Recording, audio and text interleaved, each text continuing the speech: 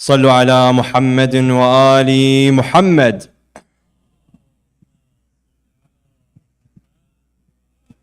The third, for the love of Hassan and Hussein, with the loudest of your voices.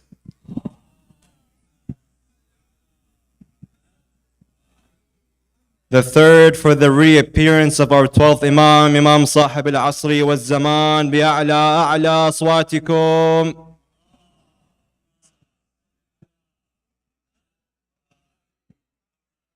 Respected scholar, my brothers and sisters in Islam, Assalamu alaikum jami'an wa rahmatullahi wa barakatuh. Thank you all for joining us here tonight. Inshallah, this coming Friday, we will be having the bonfire with Samahat Sheikh Moutaz Al-Wehwah and Sheikh Murtada Bachu happening here, inshallah, after the lecture. This is for boys and girls ages 13 to 30, inshallah. And on Saturday, we'll be having the Mawlid of Imam Hassan alayhi salam, also happening here. The program will start at 7 p.m. We will be sending announcements on the WhatsApp group chat and the Instagram, inshallah. Tonight's focus is going to be on Nabi Musa alayhi salam and touching briefly on Sayyidah Khadija alayhi salam. Before we start with the lecture, just one house rule. If we could have the children to be quiet and calm down during the lecture. And we also have a kids program happening in the mother's room. So if you have your children and you want them to be in the mother's room, we do have the TV open and speaker for you guys to also to listen to the lecture. And now let's all please welcome Samahat Sheikh Moutaz Al-Wehwah with 3 of the loudest of salawat ala Muhammad wa ali Muhammad.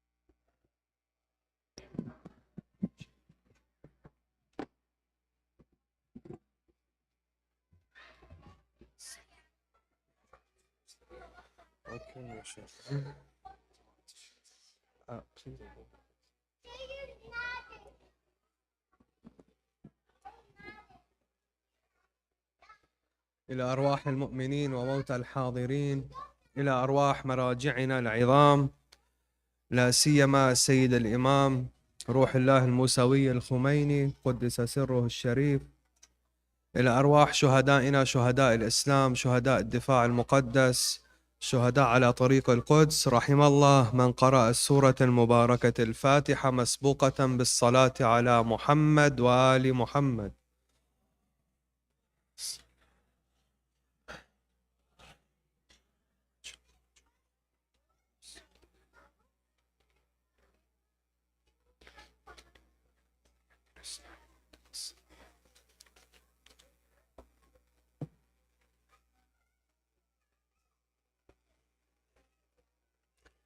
أعوذ بالله السميع العليم من الشيطان اللعين الرجيم. بسم الله الرحمن الرحيم.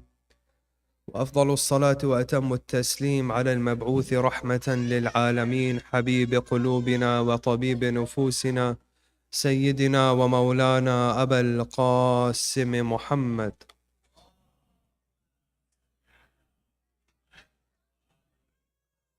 عليه وعلى آل بيته الطيبين الطاهرين، لا سيما بقية الله في الأراضين، روحي وأرواح العالمين لتراب مقدمه الفدا، واللعنة الدائمة على أعدائهم أجمعين منذ آدم إلى قيام يوم الدين.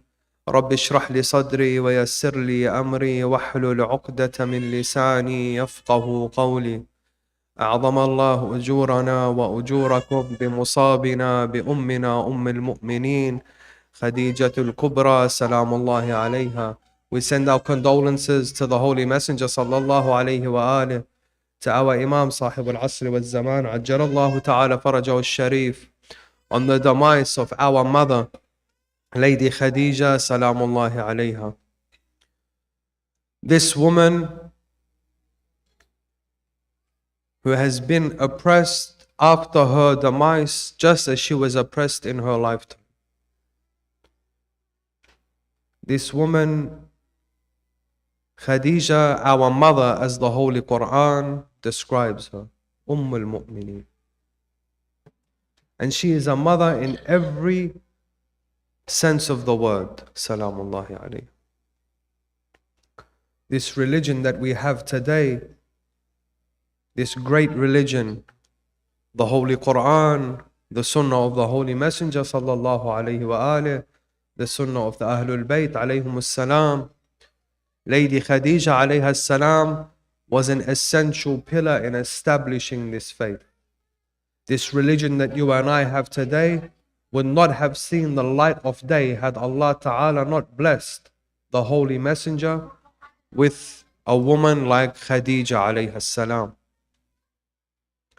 In the very words of the Holy Messenger sallallahu alayhi wa alih, بني الإسلام على اثنين سيف علي ومال خديجة, that Islam was established on two pillars, two firm pillars, the sword of Ali alayhi salam and the wealth of Khadija alayhi salam. And her wealth was not limited to material wealth.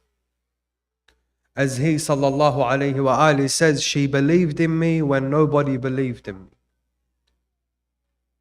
And she gave me when everybody else had cut me off. This woman, this pioneer of Islam, Amir al-Mu'mineen alayhi salam, he says, I prayed when we were only three, the Holy Messenger, myself and Khadija. There was a time where Khadija alayhi salam was 1/3 of the entire ummah. This ummah that we have today of 1.5 billion Muslims, there was a period of time where Khadija alayhi salam by herself was 1/3 of this ummah.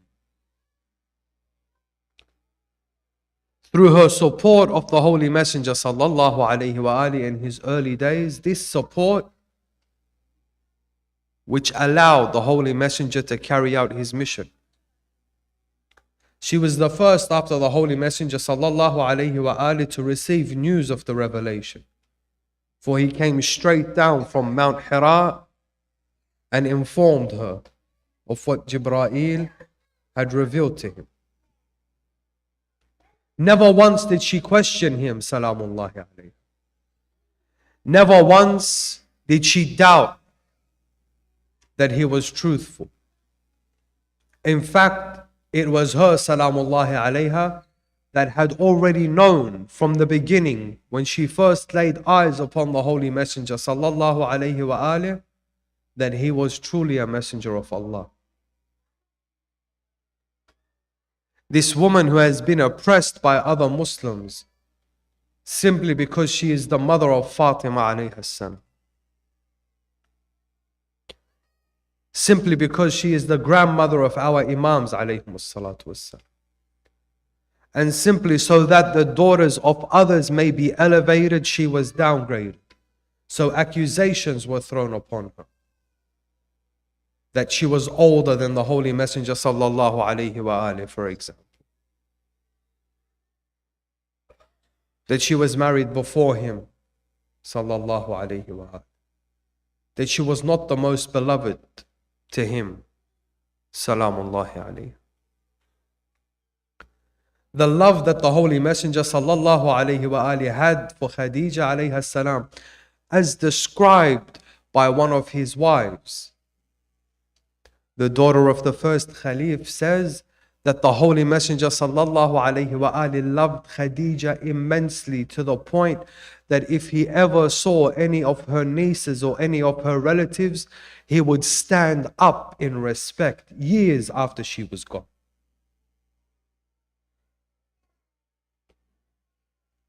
And this caused envy in her heart. And she did not like this from the Holy Messenger. The support that Sayyidah Khadija, our mother Khadija alayha salam, gave to our Prophet sallallahu alayhi wa alihi is the embodiment of the prophetic tradition. Jihadul mar'ati husn at-taba'ul. The jihad of a woman is being a good and pious wife. This is her jihad.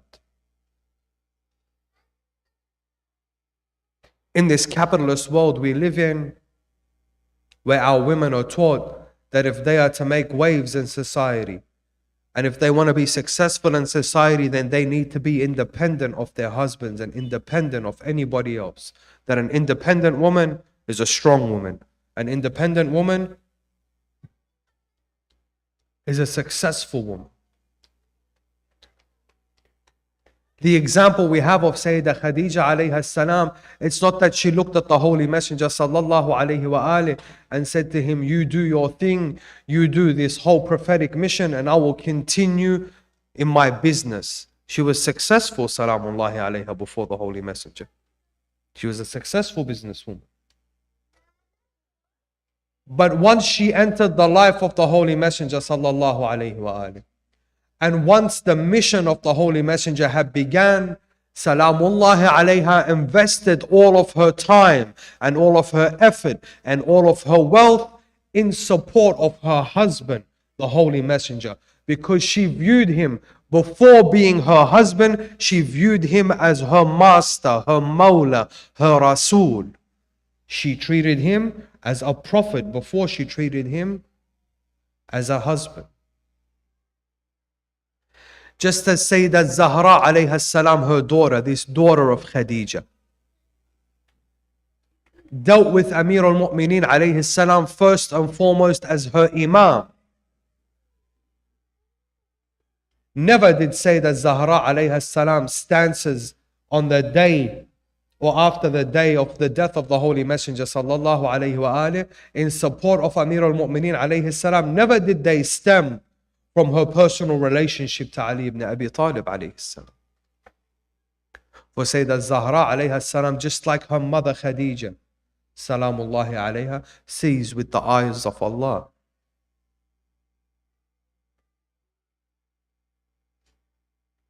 The West today will have you think that if a woman is supportive of her husband in that which is righteous and that which is permitted by Allah Azza wa Jal, the West will have her think or have her feel like she is a second-class citizen, that she is not respected, that she is only a housewife. That is all you are. You hear this a lot these days.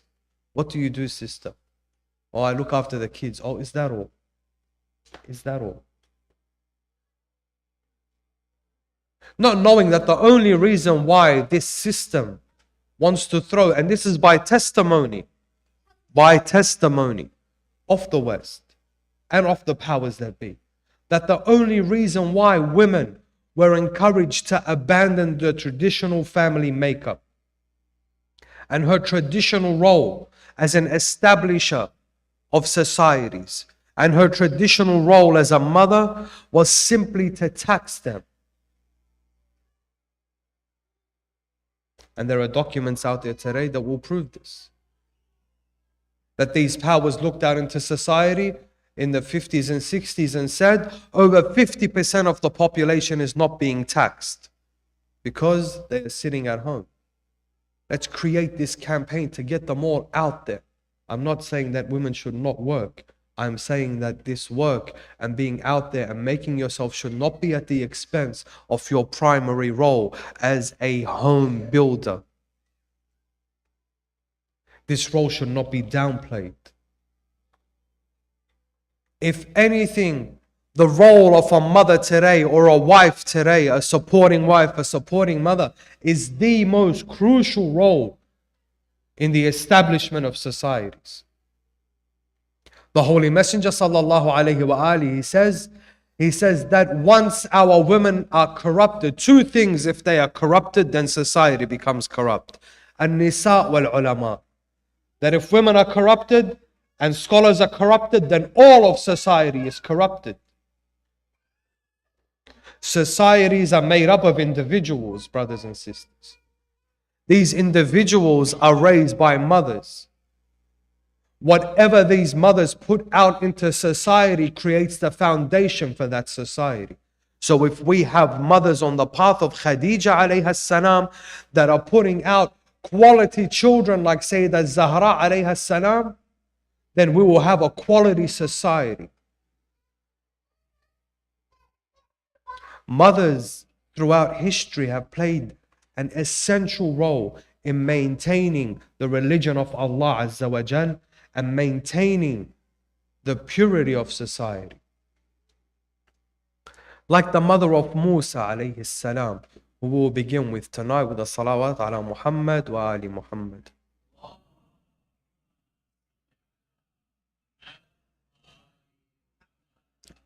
قال تعالى في محكم التنزيل بعد أعوذ بالله من الشيطان الرجيم: وهل أتاك حديث موسى إذ رأى نارا فقال لأهلهم كثوا إني آنست نارا لعلي آتيكم منها بقبس أو أجد على النار هدى فلما أتاها نودي يا موسى إني أنا ربك فاخلع عليك إنك بالوادي المقدس طوى وأنا اخترتك فاستمع لما يوحى إني أنا الله لا إله إلا أنا فاعبدني وأقم الصلاة لذكري إن الساعة آتية أكاد أخفيها لتجزى كل نفس بما تسعى. صدق الله العلي العظيم.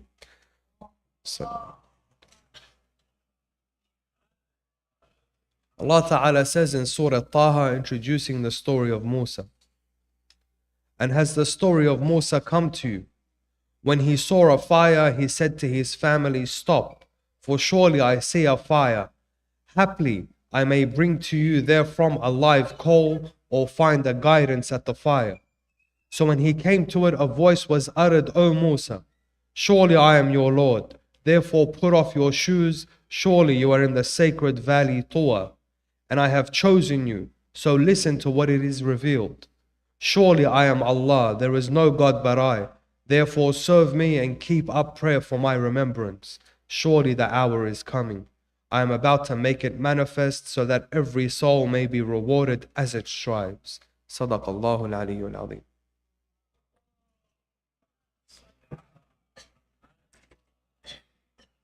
ثانية لتعجيل الفرج.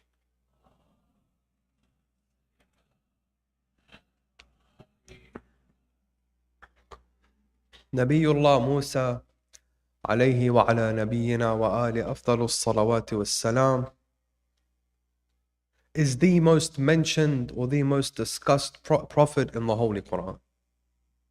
Of all the prophets of Allah Ta'ala, Nabiullah Musa alayhi salam is discussed the most in the Holy Quran. And he is amongst the Ulul Azm of the prophets of Allah. He is also a Rasul, Sahib Risala. He has a divine book which was revealed to him by Allah Ta'ala. And his story is quite extensive. And there are many faculties that we can touch upon.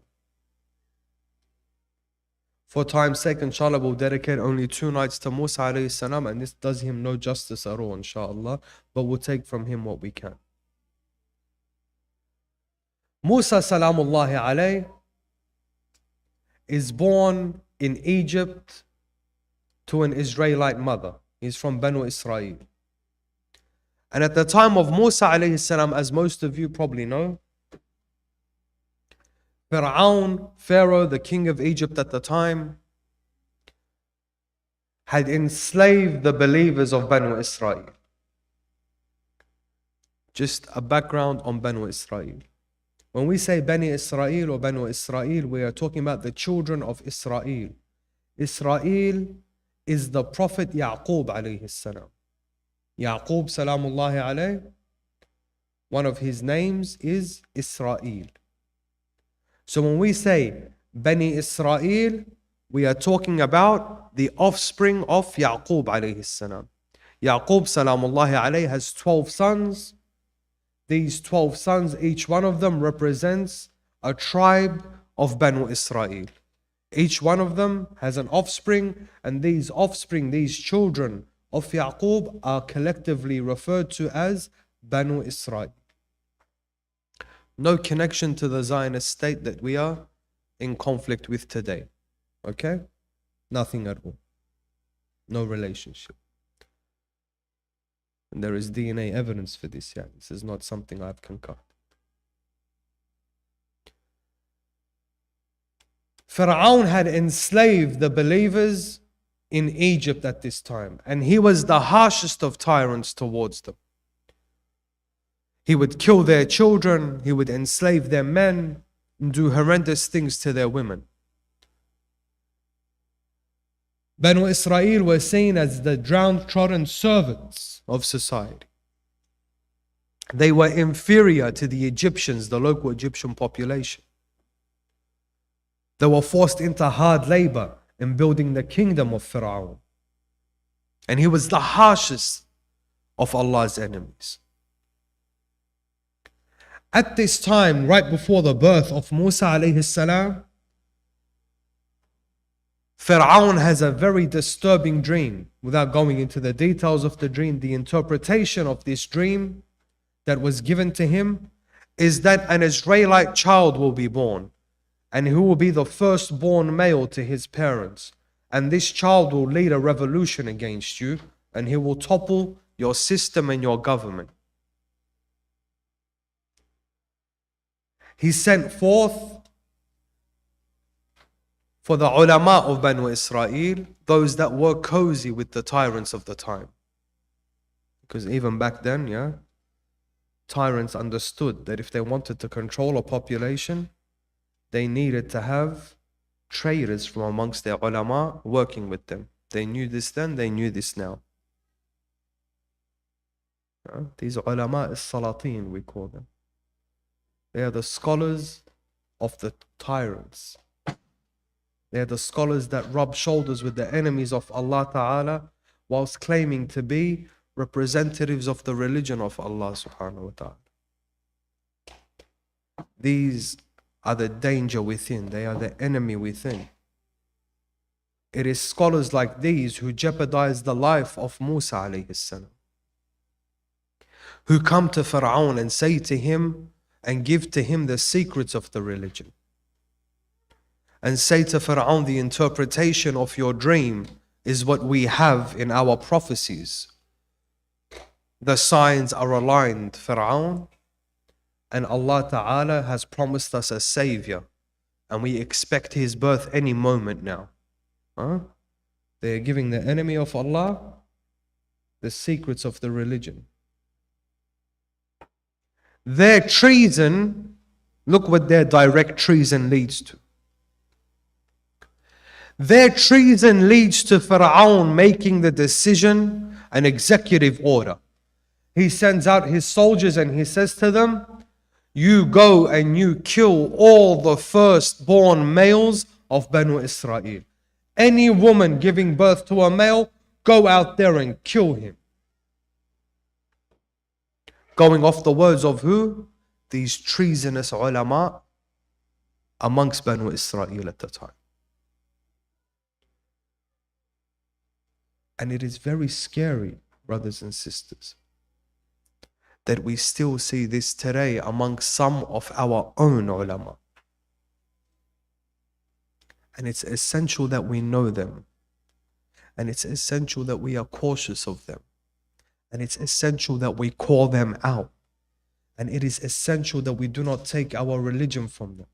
And it is essential that we protect our children from them. And it is essential that we understand that they jeopardize the very lives of the mu'mineen and the embedment of Islam. When I see somebody who claims to be a representative of this religion, somebody who wears the garb of the alim and the turban of the Holy Messenger sallallahu alaihi wasallam, but he sits at the dining table and at the buffets of the tyrants of our time, or he rubs shoulders with the tughat, or he receives funding from them, then I need to understand that this person, just like these ulama at the time of Musa alayhi salam, can very well one day lead to the slaughtering of our children. Just as they did in Iraq, right before the invasion.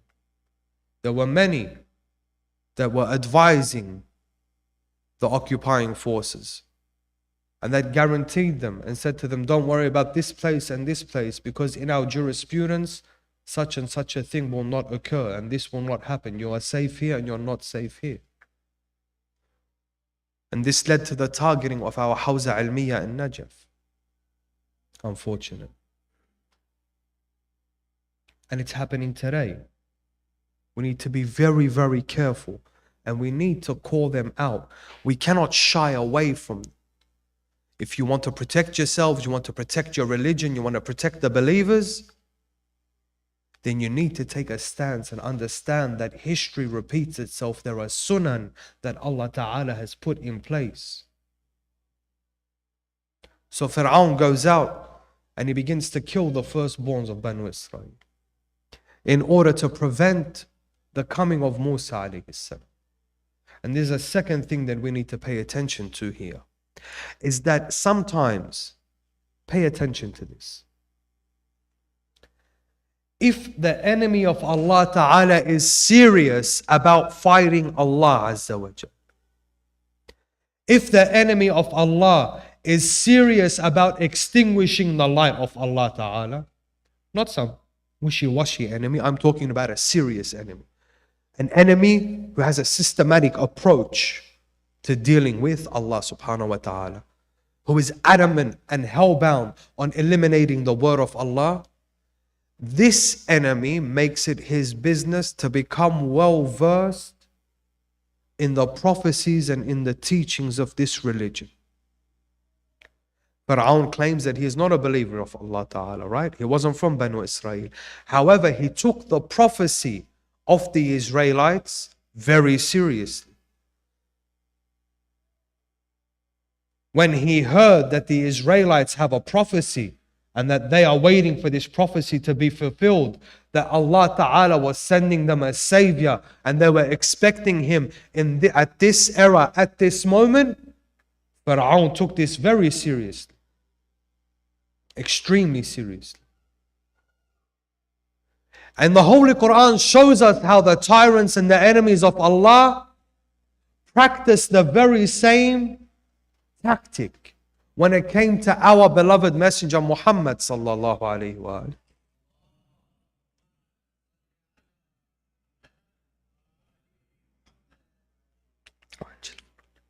Allah Ta'ala, when He speaks to the Holy Messenger sallallahu alaihi wasallam in the Holy Quran, He says to him that the Ahlul Kitab in Medina, they know you more than they know themselves. They know you, Ya Muhammad. They know who you are. They know about you. Why? Because it is said in their prophecies that a prophet will rise from the children of Ismail alayhi salam in this very same location. And they worked against it actively. Have any of you ever thought,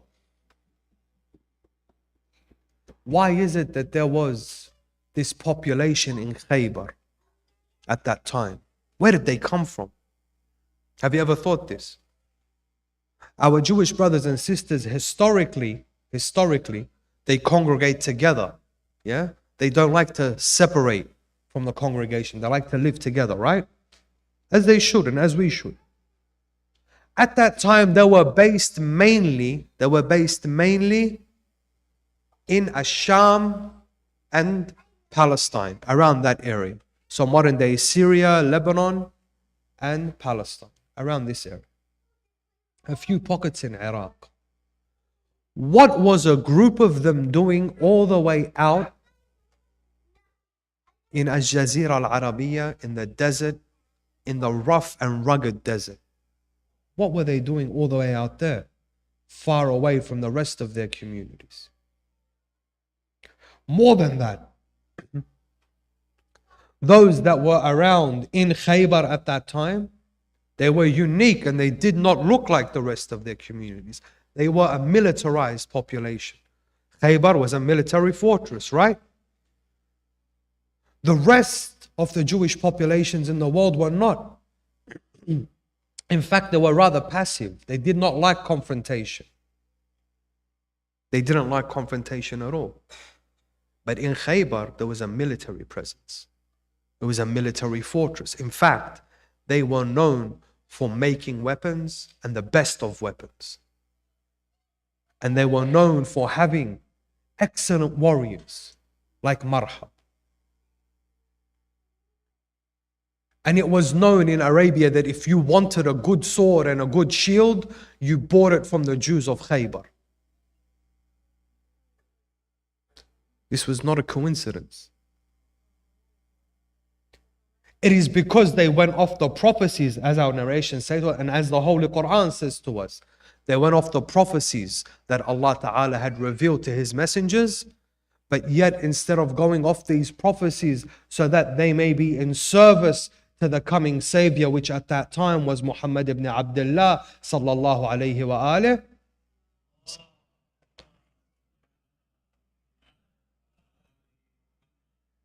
they chose to weaponize this prophecy and invest it against the Holy Messenger sallallahu.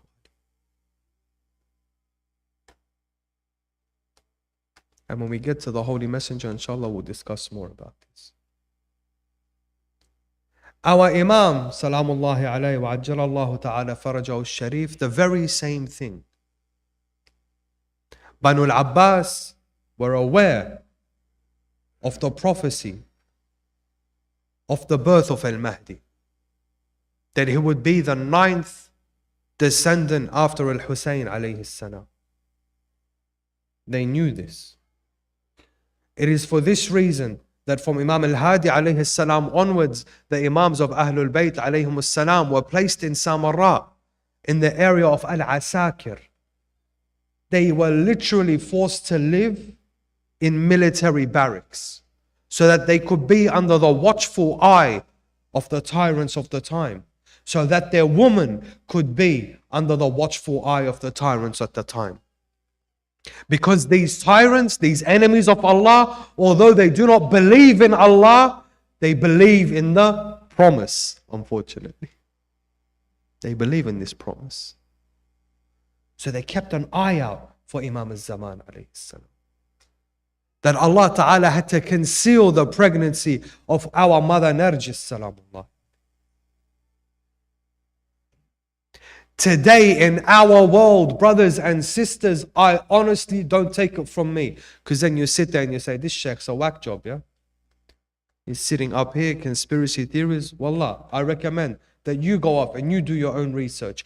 And look at the amount of research which is being done today by the Pentagon, by the White House, by the enemies of Islam, on the advent of Imam Sahib al-Asri wal-Zaman, ajjalallahu ta'ala farajahu al-sharif.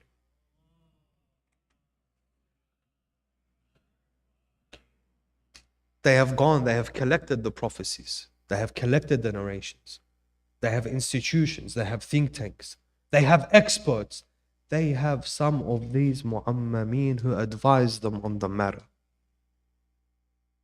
They have shown great importance on this issue. Great importance. The actions of Fir'aun are not unique. This is the sunnah of the tyrants. It's unfortunate that the tyrants have more of a trust in the promise of Allah Ta'ala than the believers have. Had the believers at the time of Musa alayhi salam trusted in the promise of Allah Ta'ala and worked towards establishing the prophecy as much as Fir'aun had worked towards extinguishing the prophecy, they would have been saved much earlier than they were saved. And this applies to you and I today. The enemies of Allah Ta'ala, they know the promise of Allah. They know it more than they know their children, as Allah Subhanahu wa Ta'ala tells His Holy Messenger in the Holy Quran. They know you, Ya Muhammad. They know who you are. They know this promise. They know what events need to take place in order for this promise to occur. They know what state the believers need to be in order for this promise to be fulfilled. They know what conditions need to be met. And I tell you, unfortunately, they are working in overdrive to prevent this. This is not a conspiracy. Anyone who is slightly aware of world politics and world events and does a very quick basic search online and knows where to look, will understand that this is a reality today. We said in the nights before that it is unacceptable that the enemies of Allah Ta'ala are working tirelessly in establishing falsehood, whilst the Muslims and the believers are kicking back and simply waiting for the faraj. The Taghut doesn't wait. The Taghut is active. The Taghut is investigating, researching, educating himself, working tirelessly to establish institutions and platforms and governments, and infiltrating your society and infiltrating your religion so that he may establish his agenda, whilst you and I dance to his flute. If we do this and we continue to do this, then we are not only jeopardizing our religion, but we are jeopardizing the very mission of Sahib al-Asr wal-Zaman.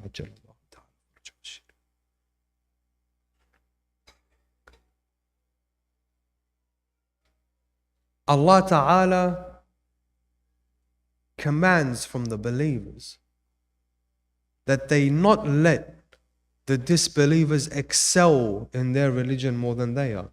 We saw this at the time of Amir al-Mu'mineen alayhi salam. Amir al-Mu'mineen alayhi salam in Siffin, when he's fighting against the army of Muawiyah. In question, he says to his companions, how is it that they are firmer in falsehood than you are in truth? Why? Why are they firmer in falsehood than you are in truth? And they know the promise of Allah Ta'ala. They know it and they choose to work against it. They knew the haqq was with Ali ibn Abi Talib alayhi salam. Maybe not all of them, but a large portion of them did. And they chose to fight Amir al-Mu'mineen alayhi salam.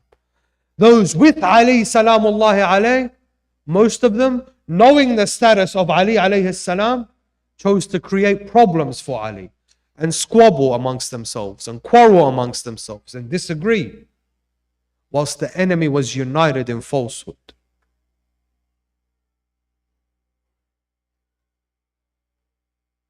Back to Musa alayhi salam. Sallu ala Muhammad wa ali.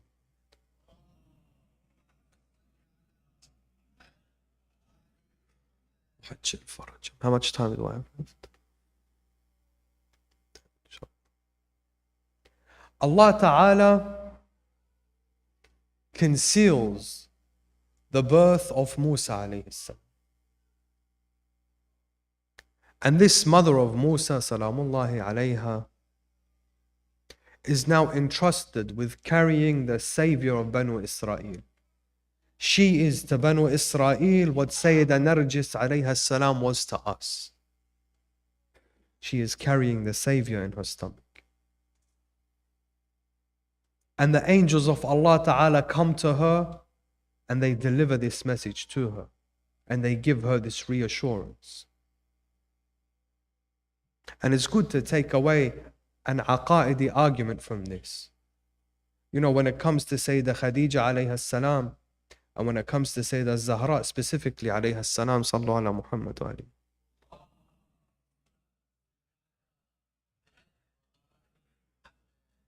You know, we have in our narrations that the angels would speak to them, right? That's why one of the names of Sayyida Zahra alayha salam, we have Al-Muhadditha Al-Kalima, that she used to speak to the angels of Allah. And some of the Muslims will come and accuse us of being extravagant and exaggerating the status of Sayyida Zahra alayhi salam. You're saying, oh, is she a prophet? The angel spoke to her. This is kufr. This word kufr is so easily thrown around, yeah? We say, do you not read the Quran, yeah? Is Quran just tajweed for you? Just nice voices, nice sounds that you make? Is that all it is? Something that is so obvious. Is the mother of Musa a prophet? She's not a prophet. And the angel spoke to the mother of Musa alayhi salam. The angel spoke to Sayyidah Maryam alayhi salam. We have women that the angels can speak to in the Holy Quran without them being prophets. So what's the issue if an angel spoke to Sayyidah Khadija alayhi salam or to Sayyidah Zahra alayhi salam? Here the wisdom of Allah Ta'ala kicks in. And from here we need to learn to understand, because in the story of Musa alayhi salam, this dependence and reliance on Allah's wisdom, this trust in Allah's wisdom is a major faculty in his success. And it begins with the trust that his mother has in Allah subhanahu wa ta'ala. The iman that his mother has. This mu'mina, this mujahida, is there a greater jihad? You know, we spoke about Nabiullah Ibrahim alayhi salam, and he leaves Ismail in the desert, right? He leaves Ismail in the desert. This is a father. The father loves his children, but not like a mother loves her son. There is no love compared to the love of a mother for her son, right? The mothers here, they know. Inshallah, the sons here will also know. The love that a mother has for her child is so great that more often than not, Allah Ta'ala compares His love to you, for you, to the love of a mother to her child. Allah uses it as a measuring stick, as a scale. Just as Musa alayhi salam was commanded to abandon Ismail alayhi salam in the desert, this great muwahida, this great soldier of Allah Ta'ala, is commanded by Allah that, O mother of Musa, place him in a box or in a cradle and throw him into the river. Imagine that. She had just given birth to her son. And mothers are most attached to their children at the time of birth. Allah Azza wa Jal reveals to her that I command you to throw him into the river. And she does. She places him in this box and she throws him into the river. And many of you know the story. The sister of Musa alayhi salam follows him along the banks, and then Allah Ta'ala commands that the river takes him to the end, towards the castle of Fir'aun, where Asiya salamullahi alayha is present at the end of this river. And here the life of Musa alayhi salam in the house of Fir'aun begins, and we'll pick up on that tomorrow night inshallah. اللهم صل على محمد وآل محمد. اللهم إنا نرغب إليك في دولة كريمة تعز بها الإسلام وأهله وتذل بها النفاق وأهله، وتجعلنا فيها من الدعاة إلى طاعتك والقادة إلى سبيلك، وترزقنا بها كرامة الدنيا والآخرة بمحمد وعترته الطاهرة صلواتك عليه وعليهم أجمعين.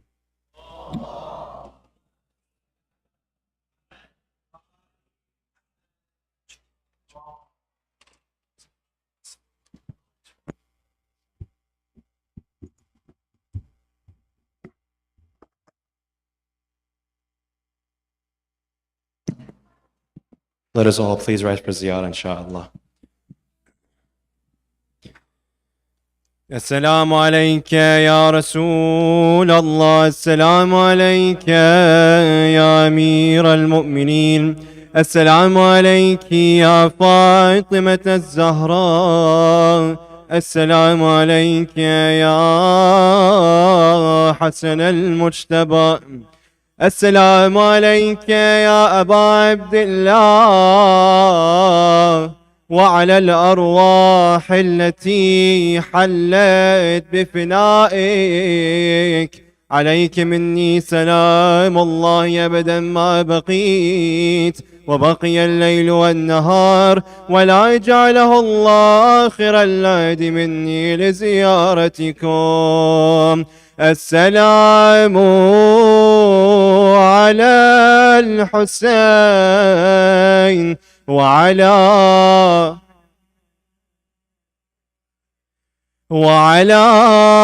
أولاد الحسين وعلى أصحاب الحسين. السلام على 9 المعصومين من ذرية الحسين: علي بن الحسين، ومحمد بن علي، وجعفر بن محمد، وموسى بن جعفر، وعلي بن موسى، ومحمد بن علي، وعلي بن محمد، والحسن بن علي.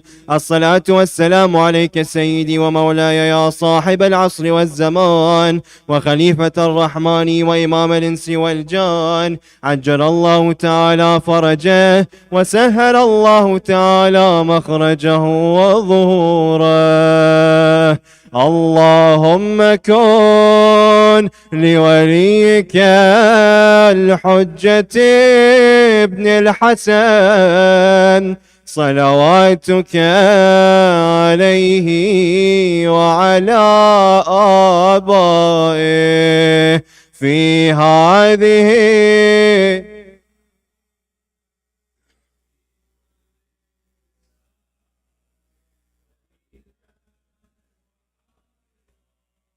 وقائدا وناصرا ودليلا،